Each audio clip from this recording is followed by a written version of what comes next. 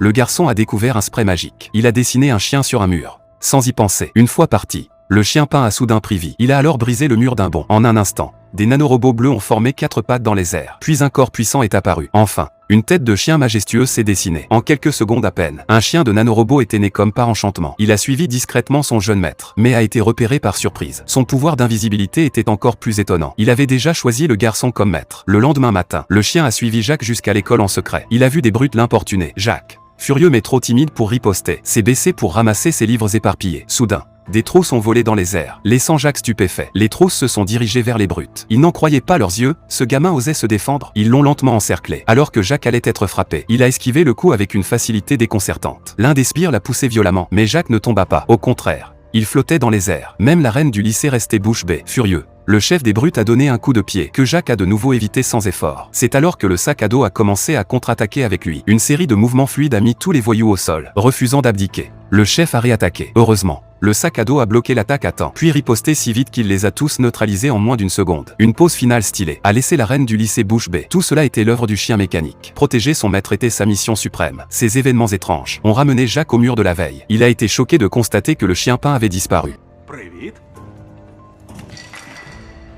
Ce n'est qu'alors qu'il a compris, le chien était vivant et s'était transformé en machine parlante. Saisi par la vérité, il s'est enfui en courant. Paniqué, Jacques a couru jusque chez lui, mais le chien est réapparu devant lui. Terrifié, il s'est caché sous son lit. Le chien l'a rassuré, lui disant de ne pas avoir peur. Il a expliqué que Jacques l'avait créé et qu'il le reconnaissait comme son maître. Il promit de le protéger à jamais. Jacques comprit alors que le chien était derrière tous ces événements étranges à l'école. Mais il craignait toujours que sa famille ne découvre la vérité. À cet instant, le chien lui révéla son pouvoir d'invisibilité.